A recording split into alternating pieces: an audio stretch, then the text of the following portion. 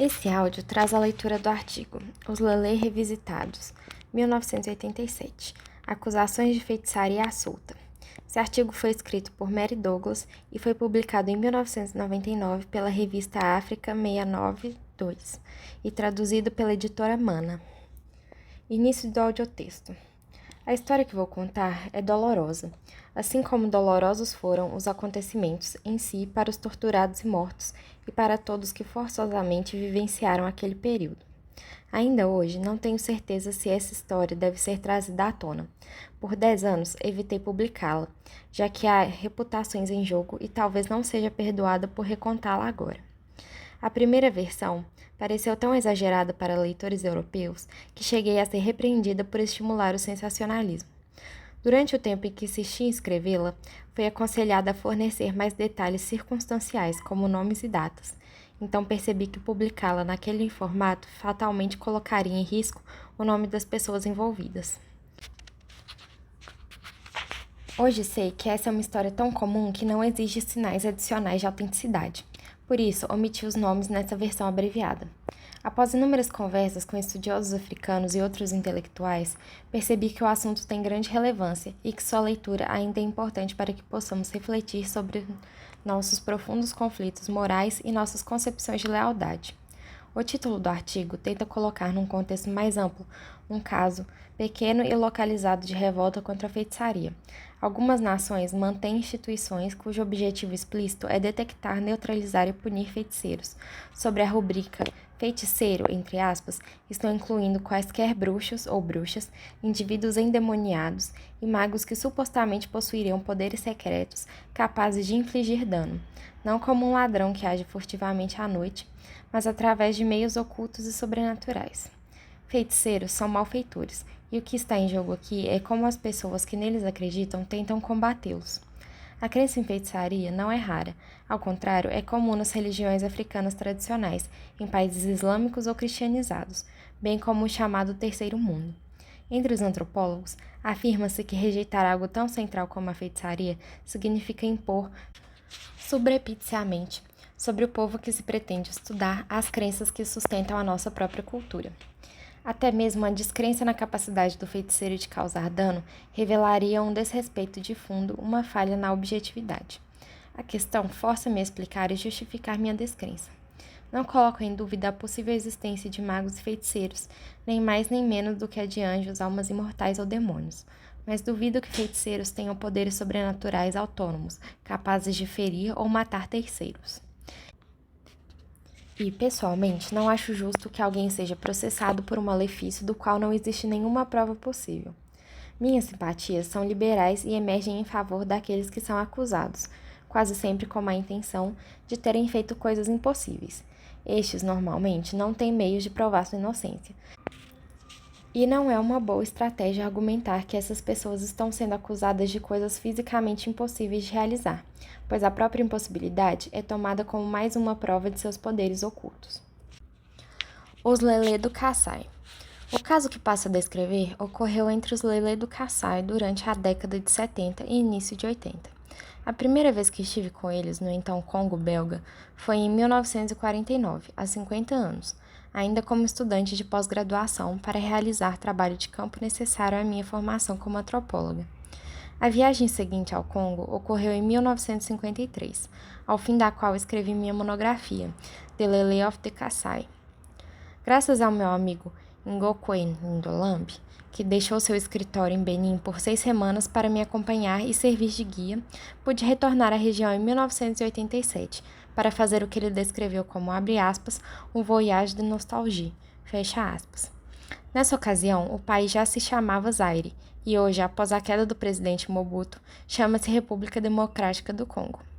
É inevitável que depois desse longo período, que inclui independência política, transferência de poder, guerra civil, ditadura e ruína econômica, muitas mudanças tivessem ocorrido. Algumas delas eram esperadas, sejam as menores, como a troca do nome da capital de Leopoldville para Kinshasa, ou as maiores, por exemplo, embora não tenha antecipado, a forma como os Lelê agarraram as oportunidades de educação oferecidas pelas missões deveria ter sido prevista. Os Lelê são um povo determinado e intelectualmente dotado, de modo que foi uma satisfação enorme encontrar, em 1987, tantos filhos de velhos amigos prestigiando círculos profissionais em Quixás. A cristianização generalizada dos jovens também era previsível. Observei em outro trabalho que o apelo do cristianismo tinha uma relação estreita com as tensões entre as gerações, o conflito entre os interesses dos mais velhos, polígamos, e dos mais jovens solteiros. Douglas. O que não esperava, mas deveria ter esperado, foi a ansiedade da nova geração de católicos em relação aos perigos da feitiçaria. A crença na feitiçaria fazia parte da tradição ancestral dos Lelê, mas antes da cristianização, eles haviam desenvolvido meios de controlar o temor e de limitar as acusações contra os feiticeiros. Padre Hubert, fundador e diretor das Oblasts de Marie Immaculée, OMI, Missão de Mapangu, ensinou aos cristãos convertidos a não crerem em feitiçaria, pedindo ao contrário que acreditassem na graça divina e no poder dos sacramentos da Igreja. Solicitava que não recorressem às velhas práticas de cura e divinação, e principalmente que não participassem de cultos anti-feitiçaria, que de tempos em tempos varriam a região. Em 1987, o cenário era outro. O medo da feitiçaria havia sido assimilado à prática e ao pensamento cristãos, e havia escapado totalmente do controle. Do monoteísmo a dualismo. Em 1949, época de minha primeira visita, o padre Hubert estava sempre a condenar os cristãos recém-convertidos que se deixavam enganar por falsas crenças pagãs. Dados tais ensinamentos, poder-se-ia prever que em 1987, quando a maioria da geração mais nova já havia sido batizada, os jovens católicos passassem a desdenhar das crenças de seus pais, considerando-as um punhado de superstições absurdas. Mas não foi o que aconteceu. O Deus dos Lelê foi transformado no Satanás da tradição cristã. A religião tradicional era completamente monoteísta, mas o único indivíduo criador divino, adorado pelos ancestrais Lelê e por seus pais e avós, havia sido agora posto em oposição ao Deus cristão. Os cristãos associaram a deidade reverenciada por seus pais como o diabo e seus servidores, e tiraram do Gênesis a ideia de que havia uma implacável inimizade entre ele e a raça humana. Se antes acreditavam em um único Deus, o universo agora era governado por duas divindades, uma boa, outra má, e além disso, esta última lhes parecia muitas vezes a mais poderosa. Assim, por conta de um paradoxo perverso, os Lelê continuaram, como sempre, bastante convencidos da força da religião antiga. Os novos ensinamentos cristãos não diziam, como na época do padre Hubert, que a religião pagã era uma simplesmente ilusão sem fundamento. Agora consideravam a religião tradicional como feitiçaria, seus antigos sacerdotes como feiticeiros, a feitiçaria como arma do diabo, uma sombria ameaça. Os feiticeiros seriam servos de Satanás e o povo vivia sob medo constante de ataques maléficos. Ao mesmo tempo, todos velhos e jovens viviam sob medo de serem acusados de feitiçaria. Na época de minhas primeiras visitas, em 1949 e 1953, os ritos religiosos Lelê eram benignos. Os cultos reverenciavam o espírito do pangolim, os espíritos gêmeos e os espíritos da floresta, na crença que os ritos teriam prosperidade, fertilidade e alimento em abundância. Maldições lançadas pelos ancestrais mortos perseguiam os que se portavam mal, com a sombra do infortúnio. A quebra dos laços de amizade e solidariedade eram rapidamente punidas com sanções divinas. Os adivinhos eram honrados e respeitados por seu conhecimento dos ritos curativos. 40 anos depois, a memória da cultura passada perdeu o rumo e tudo que dela fazia parte foi reduzido à feitiçaria e considerado ruim. Das antigas crenças, já nada sobrava de positivo. Até mesmo o antigo conhecimento das ervas e símbolos foi condenado. Pode-se imaginar as consequências disso para a relação entre as diferentes gerações. A situação gerou desprezo pelos velhos, liberação para os jovens, ódio mútuo e desconfiança generalizada entre jovens e velhos. Os padres católicos recém-ordenados passaram a perseguir os praticantes da religião tradicional. Por mais paradoxal que possa parecer, a própria missão conduzia cultos anti-feitiçaria. Apesar do último evento ter ocorrido 8 anos antes, a lembrança ainda estava tão fresca e causava tanto escândalo em 1987 que era como se houvesse chegado imediatamente após os incidentes. Feitiçaria era a última coisa que eu gostaria de pesquisar na época, principalmente porque já havia escrito muito sobre o assunto. Douglas. Mas naquelas poucas semanas não havia como evitar o tema. A feitiçaria estava na boca de todos. Porém, para explicar o que houve, é preciso retroceder um pouco. Estratégias missionárias. Os missionários adoravam sua congregação Lelê. Sua escola era um grande sucesso. Os alunos saíam-se muito bem e conseguiam prosperar no universo profissional competitivo para além de seu próprio distrito. De sua parte, os Lelê devotados à missão e ao catolicismo. Jamais conheci alguém que manifestasse qualquer deslealdade ou expressasse uma crítica. De fato, havia fortes laços de afeição e lealdade unindo os pregadores ao seu rebanho. Após a independência, durante os conflitos da Guerra Civil dos anos 60, bandos de soldados revolucionários erravam pelo antigo povoado, saqueando, violentando freiras, assassinando padres, infligindo morte e destruição aos africanos que lhes opunham resistência. Os missionários de Mapangu certamente estiveram em perigo, mas os Lelê formaram espontaneamente um cerco de defesa em torno da missão, mantendo uma guarda armada de 2 sentinelas negros para cada homem branco. Dia e noite, arco e flechas a postos. Todos os missionários saíram ilesos da guerra civil. Se a economia tivesse prosperado após a independência, se o ambiente político em Kinshasa e nas províncias tivesse se estabilizado, seria possível que os padres tivessem ficado satisfeitos com o avanço de sua missão contra o paganismo das aldeias. Mas isso é apenas especulação. O fato é que eles foram confrontados com um intenso declínio econômico, uma ditadura política arbitrária e uma burocracia completamente corrupta. Os melhores estudantes da missão deixaram Kassai em busca de trabalho remunerado em Kinshasa, e muitos foram bem-sucedidos. Os pais dessa geração de evoluês, entre aspas, como eles mesmos se chamavam, não falavam línguas europeias, mas lá estavam seus filhos, equipados com o elegante francês e o inglês correto, ocupando posições de prestígio no mundo moderno da capital, advogados, políticos, homens e mulheres de negócio, e também ministros das novas religiões. Mas de volta às aldeias, 500 quilômetros para o interior, aonde só se chegava de jipe por trilhos perigosos, pois se situavam além da estrada asfaltada que levava às minas de diamante de Kikwit, a economia de mercado os abandonara. Eles precisavam de dinheiro para atuar no mercado, mas não tinham como escoar seus produtos agrícolas. Os aldeãos sempre foram pobres, e na década de 70, sua posição econômica tornou-se ainda pior. Nos anos 80, eles chegaram praticamente à beira da indigência. Os missionários encontraram-se sob tremenda pressão e uma situação de profunda ansiedade. Nesse contexto, cometeram alguns erros perfeitamente compreensíveis. Um de seus maiores enganos foi supor que crenças solidamente enraizadas pudessem ser abolidas por meio da pregação e que, incentivando o desprezo pelo saber dos velhos, pudessem ao mesmo tempo ensinar respeito pelos valores familiares. O principal equívoco foi não enxergar nada na antiga religião Lelê que pudesse ser resgatado, mas esse é um problema endêmico das missões e ao qual retornarei adiante. Deus na religião tradicional.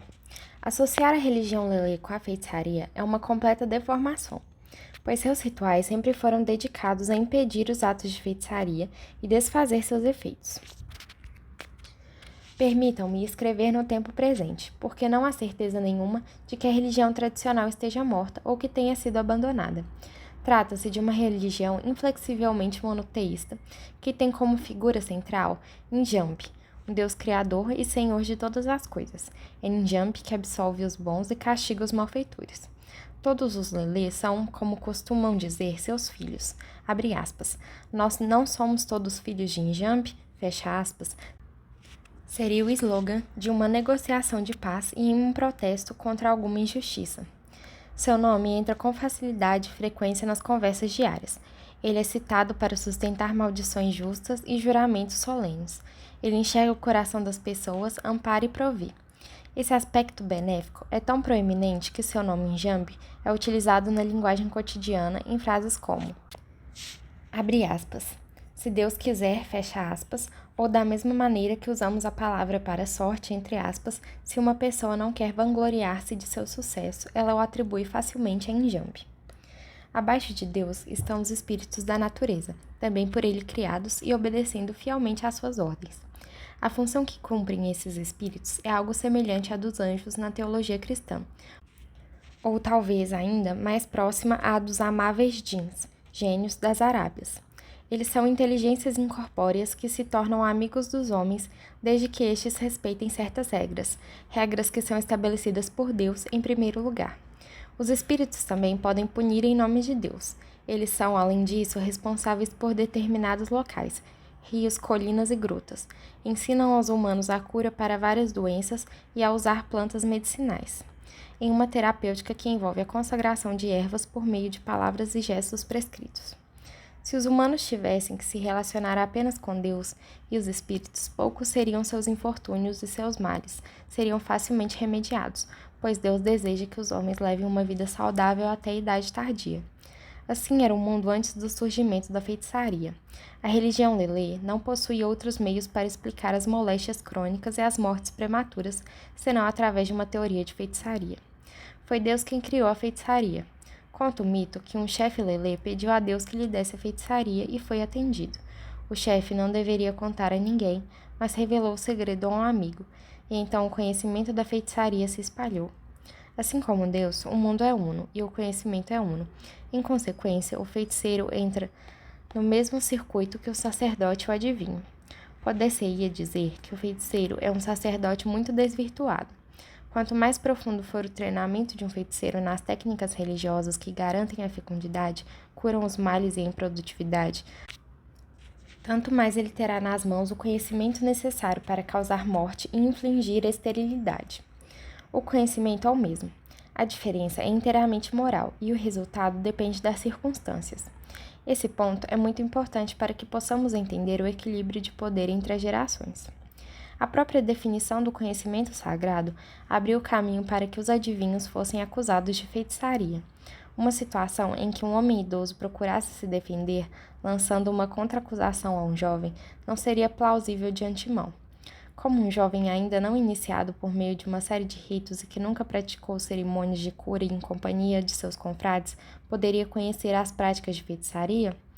O mesmo argumento serve para proteger as mulheres das acusações, uma vez que elas são excluídas da maioria dos cultos, embora não de todos. Esses são dois de muitos exemplos em que a religião Lelê restringe o escopo das acusações de feitiçaria. Devo mencionar ainda outros dois. Processos legais intermináveis, que se arrastam por anos, destruíam a paz nas aldeias. Por isso, de tempos em tempos, todos os casos de feitiçaria não solucionados eram reunidos em uma grande cerimônia, na qual se administrava o ordalho. Os que morriam na prova do veneno tinham a culpa comprovada, permitindo assim que os casos complicados pudessem ser resolvidos em um único dia, sendo devidamente pagas as compensações, limpos os nomes e as reputações, e a paz restaurada. Mas era um procedimento drástico, não muito comum, utilizado somente naquelas acusações que, de algum modo, eram feitas para durar. Por fim, as acusações eram controladas pela regra de que qualquer um que forçasse seu inimigo a se submeter ao ordalho deveria igualmente submeter-se a ele. Se de fato fosse inocente, ele não teria nada a temer.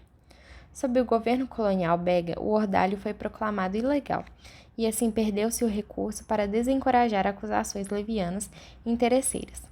O resultado foi tal que ou os missionários conseguiam convencer os Lelê a deixar de crer na feitiçaria, ou esses últimos estariam abandonados em um ambiente impregnado por ela, no qual não teriam meios para se proteger. Mas por que era tão difícil deixar de crer na feitiçaria? Como qualquer outra crença bem enraizada, ela estava profundamente imbricada em instituições centrais da sociedade Lelê, que, envolvendo a feitiçaria, efetivamente equilibravam a distribuição de poder em uma aldeia. As acusações serviam como arma nas mãos do leigo contra a escola dos adivinhos, mas também como arma na mão dos jovens contra demandas excessivas dos velhos. Douglas.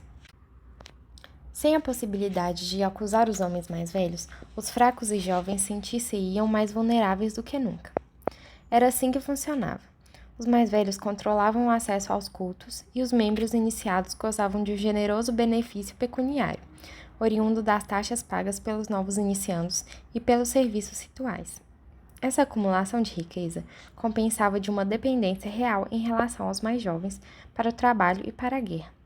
Por outro lado, os jovens conseguiam equilibrar a situação, tornando difícil a vida de qualquer velho que tentasse abusar de seu poder. Se este gritasse, demonstrasse raiva ou fizesse exigências exorbitantes, corria o risco de ser acusado de feitiçaria.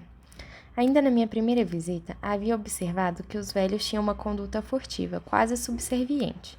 Eles eram bem-sucedidos enquanto grupo porque eram ricos, mas individualmente tomavam cuidado para não serem vistos como afirmando a si mesmos. Se os oráculos indicavam que um homem havia cometido assassinato por feitiçaria, os membros de seu clã eram obrigados a pagar pesadas compensações pela vida das vítimas. Mas a riqueza que os parentes da vítima obtinham dessa forma era geralmente redistribuída pouco depois, também na forma de indenizações por crimes similares de feitiçaria. De fato, a crença em feitiçaria dirigia o fluxo dos meios de pagamento, tecidos de ráfia e francos congoleses, através da economia lelê. Essa era uma das inúmeras razões para a crença ser tão resistente. Todos tinham interesse no sistema. Qualquer morte oferecia uma oportunidade para reivindicações contra supostos feiticeiros, e uma única reivindicação fazia brotar uma multiplicidade de reivindicações recíprocas por mortes ocorridas há várias gerações. O fato de que os jovens recebiam muito pouco dessas redistribuições é só uma parte da história. Havia uma série de distorções que facilitavam seu empobrecimento: multas por mau comportamento, débitos de casamento e taxas para iniciar nos cultos. Tudo isso fazia com que os jovens estivessem sempre recorrendo a seus tios, chapéu na mão, em busca de ajuda financeira.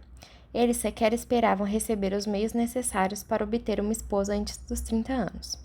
Eis aí o início do complexo que resultava em um sentimento latente de hostilidade contra os velhos, e fazia com que os jovens acreditassem prontamente que suas moléstias, fraquezas ou febres eram causadas pela inveja de seus ricos e velhos tios feiticeiros.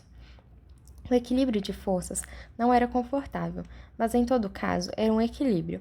Quando os missionários começaram a incentivar o descrédito na religião de seus ancestrais, os homens jovens não se sentiram incomodados em assistir à deslegitimação dos velhos.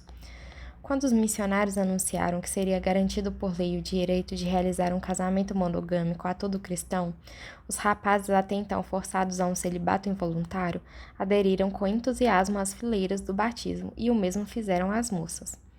Os missionários foram cavando passo a passo o aprofundamento da fissura entre as gerações. Pode-se entender perfeitamente que os padres acreditavam estar utilizando o melhor método para fazer a missão progredir na região. Talvez possamos compreender também que eles não se importavam como deveriam com o desmoronamento da estrutura social que sobreviria. Eles certamente não perceberam o quanto de riqueza material a feitiçaria bombeava na economia. A crença na feitiçaria sustentava uma gerontocracia instável, mantinha todo o sistema de trocas matrimoniais, explicava as mortes e doenças e justificava as indenizações pagas aos parentes enlutados. Em tempos antigos, muitas moças eram dadas em pagamento por débitos de feitiçaria contratados décadas antes de nascerem. Mas o casamento cristão pôs fim à hegemonia dos velhos. Isso significou o colapso de suas alianças matrimoniais. Acredito que se poderia ter antecipado o fato de que os velhos perderiam poder assim que crescessem seus tributos sobre os jovens, exatamente o que ocorreu no fim dos cultos iniciatórios. Foi muita ingenuidade não perceber que a feitiçaria era o aspecto mais durável do sistema pagão lelê. Teoria da feitiçaria. Na religião tradicional, acredita-se que os feiticeiros formem uma espécie de corporação do mal. Os membros individuais necessitam do auxílio uns dos outros para efetivar seus desígnios maléficos, porque nenhuma pessoa pode se tornar vítima da feitiçaria antes que um parente feiticeiro, abre aspas, abra o caminho, fecha aspas. Isto é, retire a proteção que existe sobre ela. Disse que um feiticeiro é pressionado por seus confrades para lhes entregar sobrinhos e sobrinhas, dando permissão para matá-los. Se todos os parentes da possível vítima permanecem firmes e se recusam a dar a permissão, os feiticeiros sem laços de parentesco não lhe podem causar nenhum mal. Mas os feiticeiros têm um incentivo profissional para entregar seus próprios parentes. Eles são movidos não só por sua malvadez pessoal, mas também por cobiça. A iniciação na corporação dos feiticeiros se faz em meio a festejos nos quais carne humana é compartilhada. Uma vez consumida, provoca um desejo insaciável. Todo feiticeiro que participa da festa sem dar sua contribuição contrai um, abre aspas, débito de carne, fecha aspas. Os outros, então, exigem que ele abra o caminho para que se possam matar e devorar uma criança do seu clã. O primeiro ato de feitiçaria empreendido por maldade ou rancor coloca o novato em um caminho sem volta. O arrependimento custa-lhe a vida. Um feiticeiro que se recusa a colaborar é morto por seus confrades. Nota-se, portanto, que a teoria já indicava um parente próximo, pai, tio, irmão, de um indivíduo doente como um possível feiticeiro, que tentava matar para melhorar seu próprio status necromântico. Essa é a teoria dos malefícios ocultos que escutei em 1949 e 1953, Douglas, e que com variações locais é muito comum em toda a África Central. Quando os Lelê a descrevem, novamente para mim, em 1987, havia uma diferença marcante. Antigamente, nenhuma criança, poucas mulheres e poucos jovens seriam suspeitos. Eles eram eximidos por causa da ênfase no conhecimento esotérico e na iniciação formal que se acreditavam necessários à prática da feitiçaria. Suponha que os feiticeiros precisavam ter uma enorme erudição, da qual os jovens homens e mulheres estavam excluídos. Não sendo iniciados, muitos velhos podiam esperar uma morte tranquila, pois seria totalmente implausível a ideia de que fossem feiticeiros. Alguns que me confessaram ter evitado a iniciação nos cultos justamente por esse motivo. Do mesmo modo, os cristãos não poderiam conhecer as práticas de feitiçaria, pois não haviam sido iniciados. Os europeus também não, e, portanto, não seriam acusados.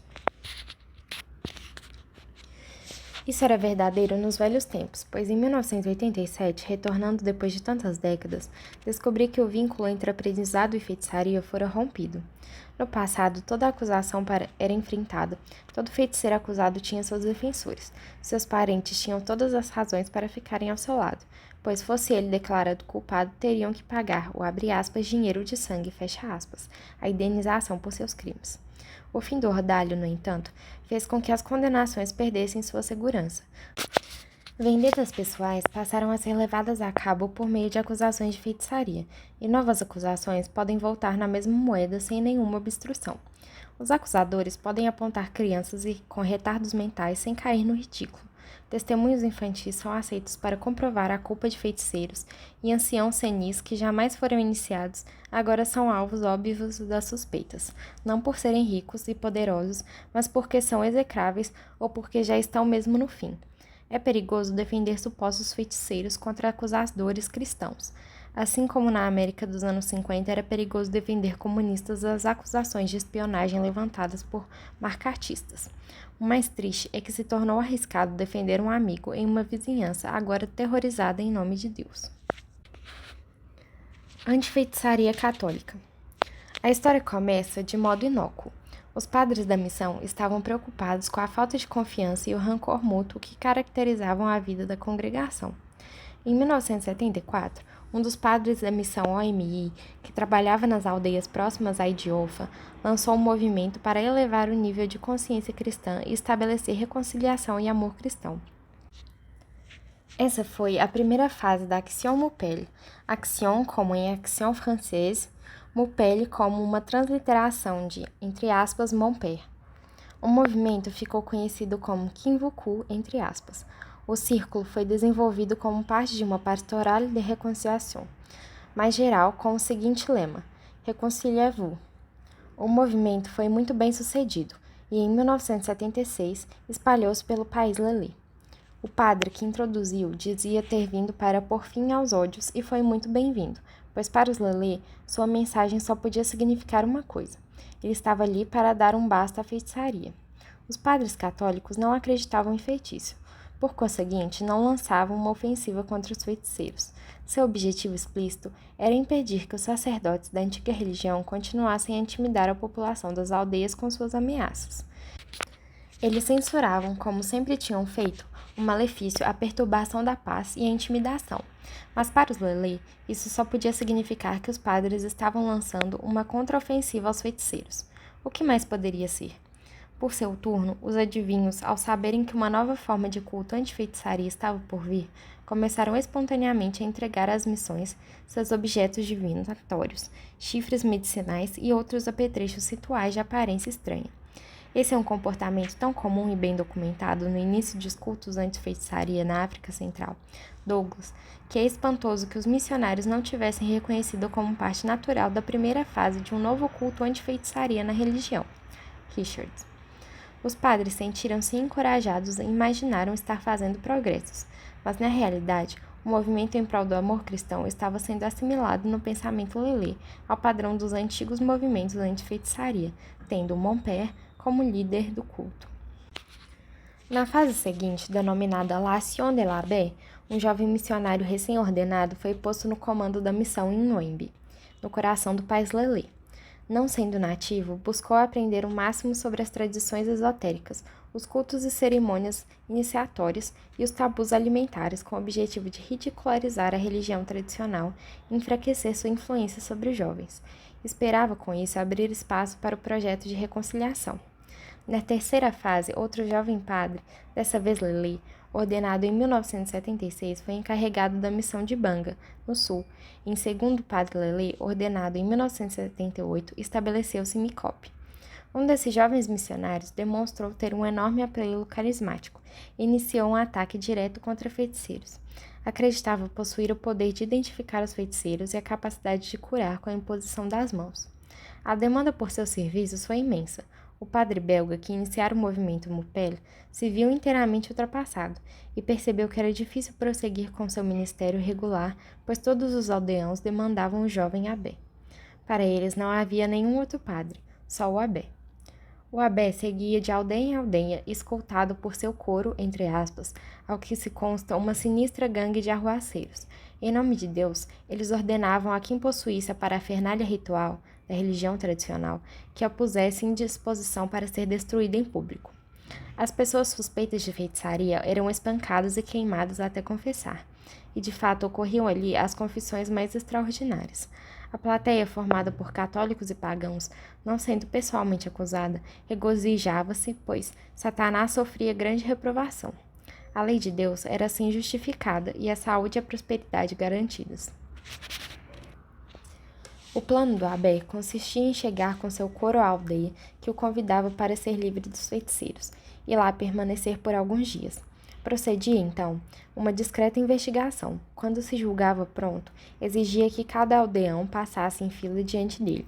Todos deveriam cuspir, como no benzimento tradicional, sobre um pedaço de giz branco, que o abbé levava para casa e examinava. Na manhã seguinte, ele já era capaz de dizer quais pedaços de giz haviam passado em seu teste secreto, estando, portanto, livres de suspeita. Uma vez mais, os habitantes se enfileiravam diante dele. Aqueles que considerava culpados eram mandados em uma direção, os inocentes em outra. Aqueles confinados em um cercado erguido no pátio da aldeia eram, então, rodeados pelo coro, a fim de confessarem e serem exorcizados. Tão logo confessavam e entregavam seus fetiches e instrumentos divinatórios e mágicos. O abbé executava o exorcismo para desfazer seus malefícios. Isto é, ele e o coro partiam para outra aldeia e repetiam o procedimento. Ninguém mencionou se eles eram ou não pagos pelo serviço, mas o recebimento de uma palpuda taxa não estaria em desacordo com a tradição anti-feitiçaria. Muitos dos jovens cristãos com quem conversei consideravam que o abbé agiu corretamente, perseguindo e condenando feiticeiros, mas concordavam que a ação de l'abbé fracassou por ter sido violenta demais. Muitos também se dispuseram a me contar detalhes dessa violência. Em julho de 1979, o historiador francês chegou à aldeia de Keng, na companhia de outros 3 europeus, desconhecendo que o abbé oficiava ali. Eles viram pessoas amarradas sentadas em torno de uma grande fogueira e souberam tratar-se de acusados de feitiçaria. Assistiram ao espancamento desses homens e ouviram seus gritos misturados à música dos cantores e tambores. Depois de feitas algumas fotografias, os 3 acompanhantes voltaram a Kinshasa e relataram o ocorrido. O historiador seguiu jornada, chegando por fim à aldeia de Malonga Buanga, onde o abbé havia chegado poucos dias antes.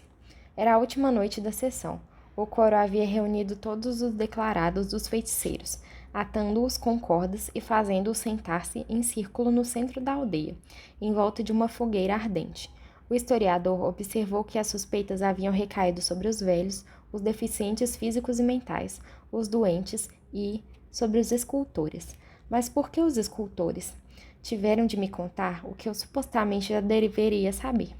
Os escultores devem seu talento somente a Deus e à religião, isto é, ao Deus e à religião de seus ancestrais, logo a Satanás. Como são eles que esculpem os objetos rituais, os oráculos e os chifres medicinais, Como são eles que precisam ser iniciados? Como são eles que utilizam a magia para conferir a eficácia a esses instrumentos? Estão profundamente associados à feitiçaria. Durante todo o tempo, a aldeia permaneceu em um clima de festa. As pessoas dançavam e cantavam os hinos anti-feitiçaria. Havia uma enorme multidão, pois pessoas de outras aldeias tinham vindo assistir ao espetáculo. Os acusados foram mantidos presos durante 2 dias inteiros. Alguns confessavam, outros sustentavam sua inocência. O coro espancava os que não se arrependiam e arrastava os confessos para longe do fogo do exorcismo. Isso durou a noite toda. No dia seguinte, chegou ao fim, tudo ficou quieto, os visitantes haviam partido, deixando a aldeia praticamente deserta. Simpatia pelos acusados. Quando os padres anti-feitiçaria e o seu coro deixavam uma aldeia, as demoiselles apareciam para recolher os queimados e feridos, tratá-los e conduzir ao hospital aqueles cujos ferimentos eram graves demais para serem ali cuidados. As demoiselles não faziam parte de nenhuma ordem religiosa. Eram mulheres belgas pertencentes a uma sociedade leiga cristã, cujas vidas eram dedicadas aos pobres e doentes. Nos últimos 20 anos, elas substituíram as irmãs de São Vicente de Paula, as quais eu havia conhecido e que dirigiam o hospital e a maternidade em Barbanta. Uma das demoiselles é enfermeira, lotada em Moembe e presta assistência a 7 aldeias. Uma outra enfermeira vive em Micope e uma terceira trabalha em projetos de desenvolvimento agrícola e econômico. Tendo em vista a atitude tradicional, poder-se-ia pensar que as enfermeiras europeias estivessem imunes a acusações de feitiçaria. Mas, como já mencionei, tudo mudou a partir da década de 70. Escutei de 3 fontes independentes como a Mademoiselle de Micope correu o risco de vida por ter socorrido algumas pessoas acusadas de feitiçaria. Algumas vítimas da Action de la Baie vinham sendo confinadas sem água e alimento por 3 dias. Essa mulher, uma noite, saiu com uma cabaça cheia d'água e um canudo e passou por entre as fendas do cercado para aplacar a sede dos acusados. Os habitantes de Micope, enfurecidos com tal interferência, cercaram a casa da missão, acusando a mulher de ser amiga dos feiticeiros e ameaçando-a de morte. Ela escapou pela porta dos fundos e passou 2 dias escondidas na floresta. Acabou deixando o país e retornou à Bélgica. Porém, 3 meses depois, irredutível, voltou a Micope para retomar o seu posto. O rancor contra Mademoiselle era tão profundo entre os habitantes da aldeia que, mesmo depois de 7 anos, ela não havia sido perdoada. Na época de minha última visita, estava sendo organizada uma cerimônia formal de reconciliação. A Mademoiselle de Moembe, que me recebeu com toda a hospitalidade, sempre foi reservada quanto ao assunto era feitiçaria, mas sempre mostrou indignada pelo que acontecia às vítimas durante os expurgos. Certa ocasião, ela me apresentou uma criança com deficiência mental, que havia sido responsabilizada pela morte dos pais. Suas pernas tinham sido queimadas até a canela e ninguém da família queria saber dela. Vi também um velho cujas costas estavam cobertas de manchas brancas, causadas por queimaduras, e outros cujos pés haviam sido açoitados e queimados, e que agora carregavam uma mutilação irreversível. Eu me senti indignada pelos meus amigos de 34 anos atrás, que tiveram suas confissões arrancadas sobre tortura. Estava perplexa também com as estranhas confissões que eles supostamente teriam feito. O missionário que me recebeu quando estive pela primeira vez na aldeia de Ngoi vivia agora em retiro próximo à missão de Mapangu. Na ocasião em que o Abé estava em Ngoi, esse homem já não era nenhum jovem.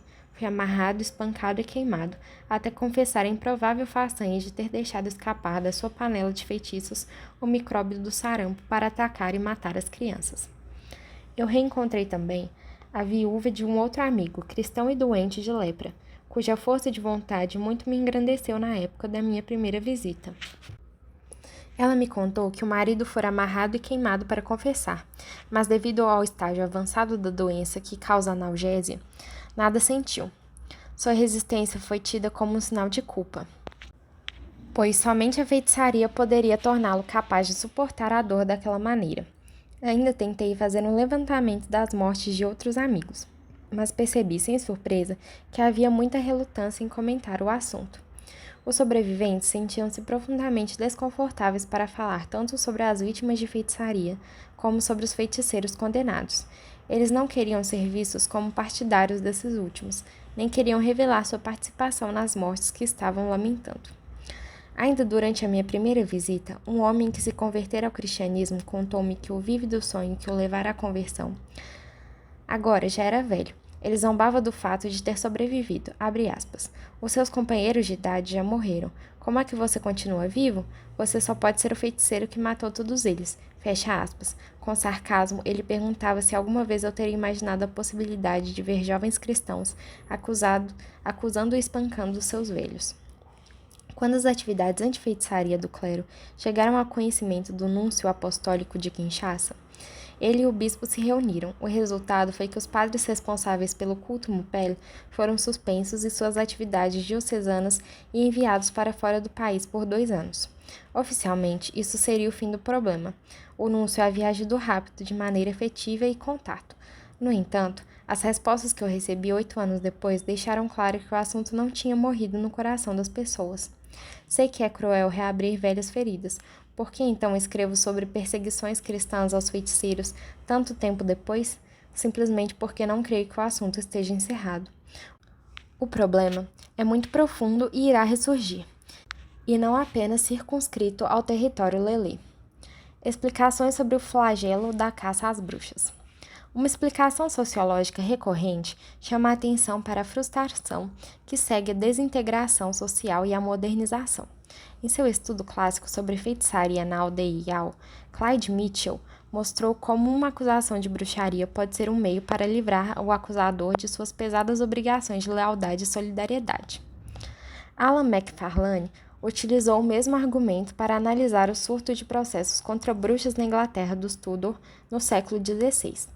A revolução no comércio e na indústria rompeu a delicada teia que unia a comunidade, de modo que nem recompensa material nem estima reforçava as nobres exigências baseadas no parentesco e na boa vizinhança. Acusar os pobres muito inconvenientes de bruxaria era uma forma de se recusar a responsabilidade em relação a eles. Nessa mesma linha, Rowlands e Warner propõem de maneira convincente uma versão mais recente para as relações entre crença na feitiçaria e poder no Camarão. O caso Lelê é cheio de exemplos que confirmam a teoria sociológica do colapso.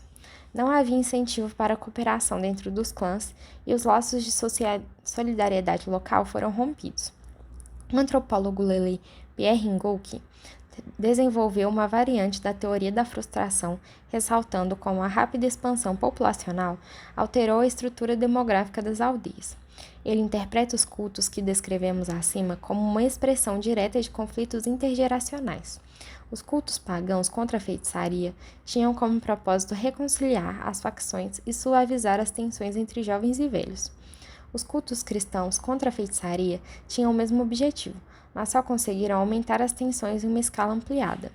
Lembrem-se, nos moldes das crenças tradicionais, a desconfiança era estruturada e a feitiçaria fornecia aos jovens uma arma contra os privilégios excessivos dos velhos. Mudanças muito pequenas no sistema de crenças foram suficientes para intensificar o desequilíbrio geracional no interior das aldeias. Do ponto de vista econômico, os velhos pagãos agora dependem do rendimento dos jovens cristãos. O conflito intergeracional é um elemento importante a considerar aqui. Os velhos lelês não estão nas cidades, mas em casa, em sua própria região, e pauperizados. Não há comida suficiente, não há emprego, não há meios de ganhar dinheiro com trabalho, e não obstante, o Zaire tornou-se uma economia monetarizada. O dinheiro é necessário porque a velha economia das aldeias já não é autossuficiente. Um exemplo pungente ilustra a perda da capacidade de organização e de autoridade no âmbito da economia doméstica. Antigamente, cada casa mantinha sempre acesa uma brasa, com a qual podia fazer um novo fogo. Parecia não haver dúvida sobre quem deveria mantê-la acesa. Provavelmente, algum acordo entre mãe e filha dava respaldo ao arranjo final. Hoje, porém, o arranjo não funciona e os fósforos tornaram-se uma necessidade vital. Mas fósforos precisam ser comprados, e a única forma de ganhar dinheiro é cultivar mandioca e milho para a venda. Na falta de um mercado regular, os lelê vendem sua produção por 1/10 do preço pago em Kinshasa. Quando os chefes em diferentes níveis de autoridade precisam de dinheiro, eles simplesmente impõem taxas abusivas sobre as colheitas. Assim, nunca há o suficiente para ser vendido para os aldeãos. Quando a geração mais nova residente das cidades visita a aldeia, é cercada por infindáveis pedidos de esmola, mas o pessoal da cidade não está em posição de se irritar com a mendicância de seus primos pobres do interior. Eles também são inoportunos a seu modo. Quando estive lá da última vez, os Lelê que residiam na cidade pareciam estar saindo muito bem nas novas profissões e também nas margens da vida urbana, como comerciantes atuando nos mercados e curandeiros freelancers. Não tive a impressão de que estivessem se desobrigando das demandas dos seus parentes do interior. Eles já tinham problemas o bastante e precisavam mais do que nunca voltar para casa, obter sacas de cereais e levar ao mercado para vender por 10 vezes mais do que haviam pago. Apesar da inflação galopante, precisavam pagar as hipotecas, a educação dos filhos e salvar sua própria vida profissional da ruína generalizada. Em um mundo regido pelo suborno e pela corrupção, marcado por uma enorme diferença de riqueza, eles deviam temer o fracasso se as coisas andassem mal, e a inveja se fossem bem-sucedidos. De acordo com as teorias da mudança social e da frustração, eles fatalmente teriam que enfatizar os perigos da feitiçaria. Mas não, eles precisavam da ajuda dos parentes e não estavam dispostos a rejeitar suas solicitações. O desequilíbrio geracional tendia agora para o outro lado. Mais jovens que os Lelê rurais, os citadinos estavam sendo acusados de enfeitiçar seus sobrinhos e sobrinhas. O fracasso de uma criança nos exames de Mapangu, por exemplo, poderia ser atribuído a um tio em Kinshasa. Assim, ao mesmo tom sofisticado com que se faziam piadas sobre as condições das ruas da cidade, os buracos e os engarrafamentos da hora do rush, comentavam sobre os surtos de feitiçaria nas aldeias, tentando atenuar a questão e circunscrevê-la no âmbito rural. A fraqueza da teoria da desintegração social é investir a mudança de um grande poder explicativo. Ora, a mudança é endêmica, assim como a desintegração social. A rejeição aos pobres e desafortunados acontece o tempo todo. A desintegração social não explica o que precisava ser explicado: o terrorismo dos sucessivos movimentos anti-feitiçaria que tendiam a ocorrer no Zaire a cada 10 anos aproximadamente. A explicação sobre a caça às bruxas na história europeia, que melhor se encaixa em nosso caso, é a política, baseada na rivalidade entre uma religião dominante e uma outra que estava sendo suprimida. No caso africano, como vimos, o envolvimento das missões católicas foi o elemento central. A historiadora medievalista e egiptóloga Margaret Murray argumentou em 1921 que a bruxaria na Europa deveria ser interpretada como uma forma de acesso a poderes sobrenaturais reivindicados pelas religiões pagãs suprimidas e, por conseguinte, considerados heresia pela Igreja Católica. Assim, os cristãos acusados de feitiçaria pelas autoridades eclesiásticas eram de fato acusados de manipular esses poderes proscritos, consultar ou comportar-se como os antigos curadeiros, entregar-se em mãos não consagradas, declarar-se visionários, videntes e exorcistas, enfim, fazer uso de uma sabedoria egípcia, zodiacal, o que seja, derivada das religiões pré-cristãs. Nesse sentido, poderia-se dizer que Joana d'Arc e Gilles de Rais foram justamente acusadas de feitiçaria. Caegi escreveu em situação paralela em Bizâncio no V século. Outros historiadores nos lembram que o cristianismo sempre jogou duro contra religiões rivais. Uma versão moderna da tese de Margaret Murray é apresentada por Carlo Ginzburg em seu relato sobre a queima das bruxas na Itália no século XVI.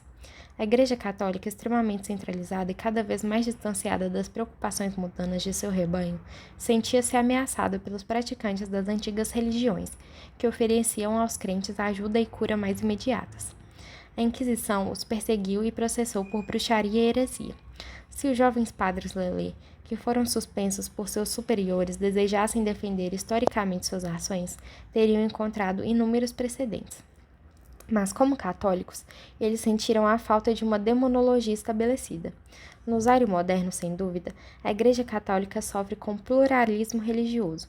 Missionários católicos estão em desvantagem em relação a igrejas protestantes e movimentos neoapostólicos, denominações cristãs que claramente definiram as suas doutrinas sobre os demônios de forma a acomodar as crenças locais na feitiçaria, engolque e comunicação pessoal. Teologia do demonismo. Quando o outro culto Lelê prometer acabar com a feitiçaria, as autoridades católicas estarão com um problema. Podem até condená-lo, mas não serão capazes de detê-lo. Os sentimentos são extremamente profundos e violentos. As missões não poderão conduzir o novo culto depois de reprimendas sofridas pelos padres que lideraram o último. A teologia ocidental contemporânea não tem como responder às questões que afligem os africanos, tais como a razão da existência do mal no mundo ou a causa das doenças e da morte, questões que suas tradições pagãs respondiam satisfatoriamente através da feitiçaria. Aqui temos um muro, ou um fosso, um silêncio pregnante. O tema mal pode ser mencionado. Isso significa que os cristãos africanos não podem contribuir com seu quinhão para o desenvolvimento de uma filosofia moral no seio da Igreja Católica. A antiga religião Lelê garantia às pessoas uma proteção fetichista contra seus medos, e os rituais de solidariedade infundiam-lhes a confiança na comunidade. Os católicos convertidos no início das missões receberam os sacramentos da confissão, a absolvição, medalhas milagrosas, santinhos, água benta, bênçãos especiais, o sinal da cruz, tudo para que estarem seguros. O diabo era mais ridículo do que ameaçador. Nesse nível pastoral, era possível uma outra substituição mais consistente. Nos tempos de paganismo, a confiança na religião era abalada a cada 10 anos aproximadamente, e a caça às bruxas começava de novo, com ferocidade renovada. Nessa arena, enfrentar e explicar algo resumido como o mal, entre aspas, é uma tarefa sobre a qual a Igreja pós-Vaticano II tem pouco a dizer, pois ela prega uma forma controlada e íntima de religião não demonstrativa, não ritualística, anti-êxtase, que dificilmente preenche o vácuo intelectual. O noviciado para a formação dos clérigos africanos não oferece nenhuma orientação especial para os problemas pastorais para os quais a religião pagã já possui respostas. Não há nada a dizer justamente porque os teóricos e filósofos não elaboraram os fundamentos doutrinários. Na Universidade de Kinshasa, a Faculdade de Teologia Católica tem boa reputação como dinâmico Centre de Estudos de Religiões Africanas. A faculdade publica alguns periódicos respeitáveis, incluindo La Revue Africaine de la Théologie et les Quartiers de la Religion, folheado um número especial desse último sobre aspectos do catolicismo ao Zaire. Encontrado muitos artigos interessantes sobre noções africanas tradicionais e modernas de Deus, morte e espíritos, mas não havia uma única palavra sobre qualquer necessidade de reavaliação da doutrina católica para lidar com a crença atual na feitiçaria. Seria de se esperar que uma teologia africana desenvolvida no contexto dessa tradição tivesse muito a dizer sobre a culpa e sofrimento. Durante minha estada no Zaire, em 1987, o cardeal Ratzinger fez uma visita à Faculdade de Teologia da Universidade de Kinshasa e propôs que organizassem um seminário sobre a africanização da Igreja Católica. Os 2 tópicos que ele propôs eram litúrgicos: a questão da validade das ordens e a substância da Eucaristia. Os temas eram uma resposta às iniciativas de várias igrejas protestantes do Congo. Algumas dessas ordenam ministros escolhidos por assembleias paroquiais e adotam para a consagração eucarística alimento de milho e vinho de palmeira no lugar do pão e do trigo e vinho da uva. Esses tópicos que o cardeal considerava necessário discutir durante sua visita.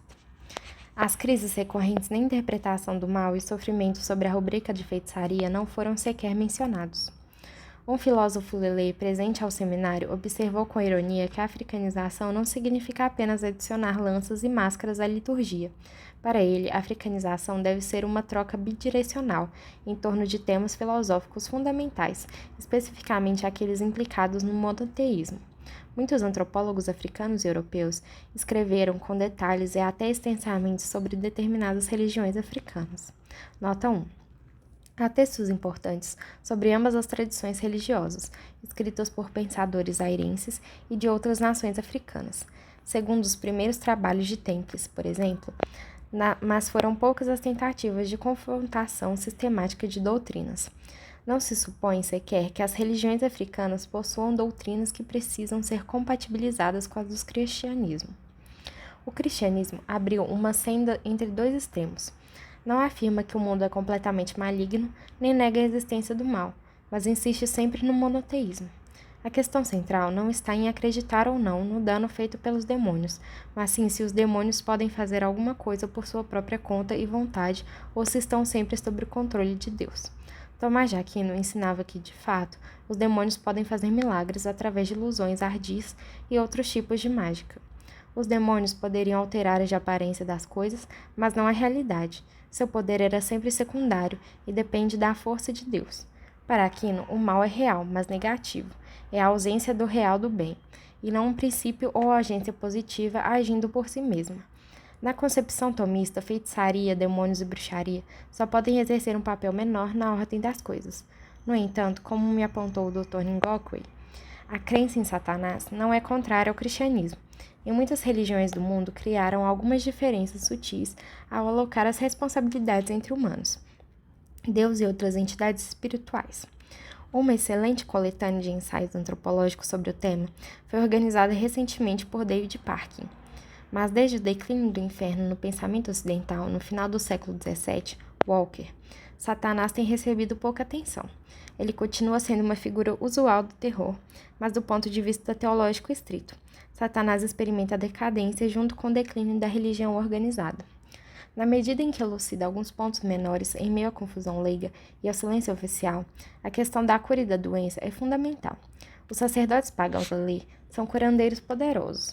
O conhecimento que possuem sobre plantas e minerais terapêuticos da região deve ser tratado como um rico manancial para a humanidade. Mas enquanto esse saber estiver associado a Satanás, permanecerá indisponível. A compreensão dos lelê das tensões mentais e da cura psicológica merece um estudo sério, tanto quanto a de outros povos congoleses. Se a pregação cristã pudesse desviar a atenção da feitiçaria, dando ênfase devida a outras causas do infortúnio e da dor, e se fosse possível desenvolver uma visão positiva do sofrimento na escatologia cristã, então os moribundos e enlutados poderiam ter um pouco mais de conforto. A violência poderia ser reduzida e se os bispos locais insistissem em argumentar que o suposto feiticeiro não é o único responsável em desfazer seu próprio mal. Se fosse reconhecido ao exorcismo um poder suficiente em si mesmo, a necessidade de identificar o feiticeiro desvaneceria. Ele não teria de confessar, logo não precisaria ser torturado. Como esses ajustes, seria mais fácil imprimir na assistência pastoral a ideia de que os seres humanos não devem nunca ser acusados de executar os trabalhos do diabo. O Concílio Vaticano promoveu o ecumenismo e não apenas a bondade entre os ramos da fé cristã. Mas, evidentemente, precisa ir além.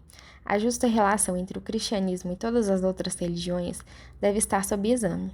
Espero que um dia venha a ser impossível definir suas divindades como demônios. Talvez elas sejam assimiladas a divindades secundárias, assim como o budismo japonês assimilou os deuses Shinto.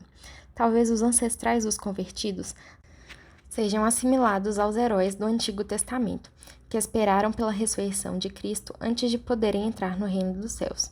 Sem o verdadeiro respeito pelas religiões africanas, a Igreja Católica irá trazer à África mais fúria do que paz, mais ódio do que amor. Fim do audiotexto. Eu sou a Adélia Leonel e gravei esse áudio para o projeto Feito para Escutar, diversificando o acesso à leitura através da produção de audiotextos de arqueologia e antropologia. Esse projeto é coordenado por professoras do Departamento de Antropologia e Arqueologia da UFMG, com apoio do Núcleo de Acessibilidade e Inclusão, através do edital PIPA 2024. Consulte o guia de audiotextos do nosso projeto para saber mais sobre nossas escolhas.